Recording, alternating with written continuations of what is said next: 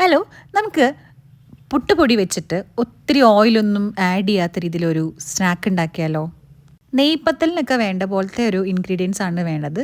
ഒരു കപ്പ് എടുത്തേക്കുന്ന അരിപ്പൊടിയാണ്. അത് പുട്ടുപൊടിയാണ് ഞാൻ എടുത്തേക്കുന്നത്. ഒരുപാട് തരിയില്ലാത്ത പുട്ടുപൊടി എടുക്കാൻ നോക്കണം കേട്ടോ, അല്ലെങ്കിൽ നമുക്കിത് കുഴയ്ക്കുമ്പോൾ പ്രശ്നമായിട്ട് വരും. ഈ പുട്ടുപൊടിയിലേക്ക് നമുക്ക് ആവശ്യത്തിന് ഉപ്പ് ആഡ് ചെയ്ത് കൊടുക്കുക. ഉപ്പ് നമ്മുടെ ഇഷ്ടത്തിനാട്ടോ, ലൈക്ക് ഒരുപാട് ആവണ്ട, കാരണം കറക്റ്റ് കണക്ക് ഞാൻ പറയുന്നില്ല.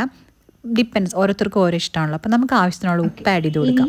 ചൂടായിട്ടുള്ള വെള്ളം, അതായത് ചൂടുവെള്ളം ഇപ്പം ഞാനത് ഒരു കപ്പ് മാവല്ല എടുത്തേക്കുന്നത്, മീൻസ് ഞാൻ മാവല്ലല്ലോ, പുട്ടുപൊടിയല്ല എടുത്തേക്കുന്നത്. അപ്പോൾ അതിലേക്ക് നമ്മൾ ഒരു കപ്പ് ആദ്യം ചൂടുവെള്ളം ഒഴിക്കുക. എന്നിട്ട് നന്നായിട്ട് മിക്സ് ചെയ്യാം.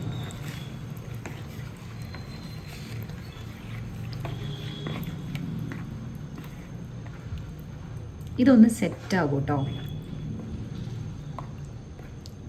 ഇപ്പം തന്നെ കണ്ടോ, നമ്മൾ ആ ഒഴിച്ച വെള്ളമൊക്കെ ഇത് വലിച്ചെടുക്കും. ഇനി നമുക്ക് ഇതിനൊരു സൈഡിലേക്ക് മാറ്റി വെക്കാം. മാറ്റി വെച്ചിട്ട് ബാക്കി എന്തൊക്കെ ഇൻഗ്രീഡിയൻസ് വേണമെന്ന് ഞാൻ കാണിച്ചു തരാം. ഓക്കെ, ഇനി ഒരു മിക്സി എടുക്കുക. മിക്സിയിലേക്ക് ചിരകി വെച്ചിരിക്കുന്ന തേങ്ങ, ഇതും ഒരു 1 കപ്പ് അളവിലാണ് ഞാൻ എടുത്ത് വെച്ചിരിക്കുന്നത്. തേങ്ങ ഏറെ യൂസ് ചെയ്താൽ നല്ല ടേസ്റ്റ് കൂടും എന്നാണ് ഞാൻ കേട്ടിരിക്കുന്നത്. സോ തേങ്ങ ഇടുക. ഓക്കെ, ഈ തേങ്ങയിലേക്ക് നമുക്ക് കുറച്ച് ചെറിയുള്ളി, ലൈക്ക് ഒരു 4-5, ഒരു 6-7 എണ്ണം എടുത്തോ, ഒരു 5 എണ്ണം കുറഞ്ഞതെടുത്തോ, അതുകൂടി ഇടുക. പിന്നെ പെരുംജീരകം ഇടണം. ഞാൻ കുറച്ചേ ചേർക്കുന്നുള്ളൂ, ജസ്റ്റ് ഫോർ എ ഫ്ലേവർ. പക്ഷേ നമ്മുടെ കുഞ്ഞു ജീരകം ഉണ്ടല്ലോ, ചെറിയ ജീരകം, അത് ലൈക്ക് നമുക്കൊരു കുറച്ച് ഒരു ഹാഫ് ടീസ്പൂൺ അല്ല ടേബിൾ സ്പൂൺ കുറച്ച് ആഡ് ചെയ്യാം. ഇത്ര ആഡ് ചെയ്തു. ഞാൻ പറഞ്ഞില്ലേ, ഇനി കണക്ക് അങ്ങനെ പറയാൻ അറിയില്ല. സോ ഇതിന് ശേഷം നമുക്കിതൊന്ന് ഗ്രൈൻഡ് ചെയ്തെടുക്കാം. വെള്ളം ഒഴിക്കാതെ ജസ്റ്റ് ചതച്ചെടുത്താൽ മതി. എന്നാൽ ഒരുപാട് അരഞ്ഞു പോകണ്ട, വെള്ളം പോലെ കുറച്ചൊന്ന് നന്നായിട്ട് അരയണം. അപ്പോൾ അരച്ചെടുക്കാം. ഇങ്ങനെ അരച്ച് കിട്ടും. ഇനി നമുക്ക് ഈ മിക്സ് നമ്മുടെ മാവിലേക്ക് ആഡ് ചെയ്ത് കൊടുക്കാം, അരിപ്പൊടിയിലേക്ക് ആഡ് ചെയ്ത് കൊടുക്കാം. അരിപ്പൊടി ഇതാ ഈ ഒരു പാകമായിട്ടുണ്ട്. ഞാൻ ഇടയ്ക്ക് കുറച്ചുകൂടി വെള്ളം ആഡ് ചെയ്തു, കാരണം ഈ പുട്ടുപൊടി പെട്ടെന്ന് വെള്ളം വലിച്ചെടുക്കും. അപ്പം കുറച്ച് ഡ്രൈ ആയിരുന്നു. അപ്പം ഞാനൊരു 1/4 കപ്പ് വെള്ളം കൂടി ആഡ് ചെയ്ത് കൊടുത്തു. അപ്പോൾ നിങ്ങൾ ചെയ്യുമ്പോൾ അത് നോക്കി ചെയ്യണം കേട്ടോ. ഇനി മിക്സ് ചെയ്യാം.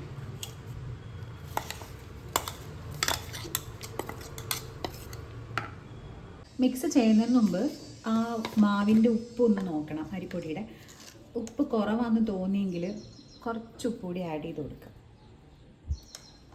എന്നിട്ട് കൈകൊണ്ട് നന്നായി മിക്സ് ചെയ്യണം. നമുക്ക് കൈകൊണ്ട് മിക്സ് ചെയ്യണത് എന്താണെന്ന് വെച്ചാൽ നന്നായിട്ട് ഈ മാവിലേക്ക് ഇതെല്ലാം വന്ന് മിക്സ് ആവാൻ വേണ്ടിയിട്ടാണ്. അല്ലെങ്കിൽ സ്പൂണായിട്ട് വെച്ചാണെങ്കിലും മതി. നന്നായിട്ട് നമുക്ക് മിക്സ് ചെയ്ത് കൊടുക്കാം. ചെറിയൊരു ചൂടുണ്ട് കേട്ടോ, ഒന്ന് മിക്സ് ചെയ്യാം. നമ്മൾ ഇടിയപ്പത്തിനൊക്കെ കുഴയ്ക്കുന്ന പോലത്തെ ആ ഒരു കൺസിസ്റ്റൻസിയിൽ വരണം. എന്നിങ്ങനെ എടുത്ത് നമുക്ക് റൗണ്ട് ആക്കുമ്പം ഒരു ബൗൾ ഷേപ്പിൽ കിട്ടുന്ന രീതിയിൽ ഇതിനെ മിക്സ് ചെയ്ത് വെക്കാം. ഇനി നമുക്ക് ആവശ്യമുള്ളത് കുറച്ച് നെയ്യാണ്. നെയ്യ് ഒരുപാട് ചേർക്കൊന്നും വേണ്ട, ഒരു 1/2 സ്പൂണോ അങ്ങനെ വല്ലതും ചേർത്താൽ മതി കേട്ടോ, കുറച്ച് നെയ്യ്. എന്നിട്ട് ഇതൊന്നുകൂടി മിക്സ് ചെയ്യാം.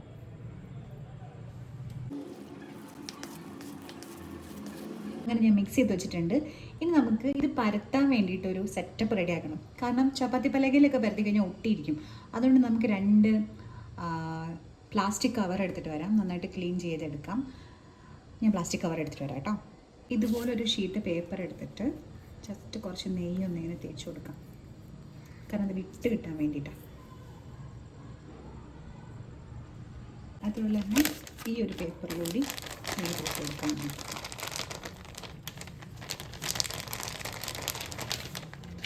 നമ്മുടെ കയ്യിലും കുറച്ച് നെയ്യാക്കുന്നത് നല്ലതാണ്, അല്ലെങ്കിൽ അതിങ്ങനെ ഒട്ടി വരും. അതുകൊണ്ട്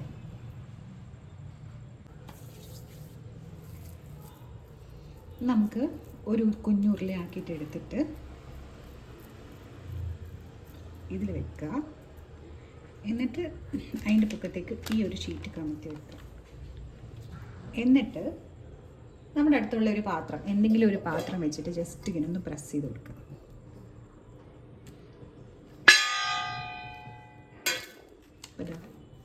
ഇങ്ങനെ കിട്ടും. ഇത് നമുക്കൊന്ന് ഫ്രൈ ചെയ്ത് നോക്കാം. ഇതുപോലെ ഒരു ദോശക്കല്ലിലേക്ക് കുറച്ച് എണ്ണ തളിച്ചിട്ട് നമ്മൾ ആ പ്രസ് ചെയ്ത് വെച്ചിരിക്കുന്ന മാവുണ്ടല്ലോ, ഇത് ഇങ്ങനെ പ്രസ് ചെയ്ത് വെച്ച മാവ് നമുക്ക് ഈ ഒരു പാനിലേക്ക് മാറ്റിയിട്ട് ജസ്റ്റ് നമ്മൾ കല്ലുപരത്തിയൊക്കെ ഉണ്ടാക്കുന്ന പോലെ അങ്ങോട്ടും ഇങ്ങോട്ടും തിരിച്ച് മറിച്ചിട്ടിട്ട് വേവിച്ചെടുക്കാം.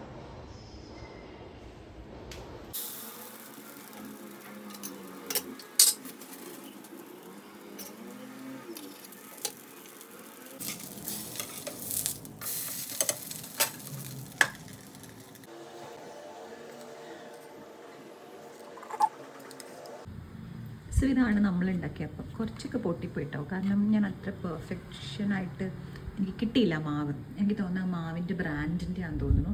കുറച്ചുകൂടി ഫൈനായിട്ടുള്ള പുട്ടുപൊടി നിങ്ങൾ യൂസ് ചെയ്യാൻ നോക്കണം കേട്ടോ. അപ്പം ഇങ്ങനെ നമുക്ക് കിട്ടും. ശരിക്കും ഇത് മറ്റേ നെയ്പത്തിരിയുടെയൊക്കെ ടേസ്റ്റ് തന്നെയാണ്. പക്ഷേ നമ്മൾ ഡിപ്പ് ചെയ്ത് ഫ്രൈ ചെയ്യാതെ അട ഉണ്ടാക്കുന്ന പോലെ ഇങ്ങനെ ജസ്റ്റ് ഒന്ന് അട ഉണ്ടാക്കുന്ന പോലെ ഉണ്ടാക്കിയെടുത്തു. അപ്പോൾ ട്രൈ ചെയ്ത് നോക്കുക. ഇത് നമുക്ക് ബീഫിൻ്റെ കൂടെ ചിക്കൻ്റെ കൂടെയൊക്കെ കഴിക്കാം, അല്ലെങ്കിൽ ഈവനിങ് നിങ്ങൾക്കൊരു സ്നാക്സ് ആയിട്ടും കഴിക്കാൻ പറ്റും. അപ്പോൾ ശരി, ബൈ.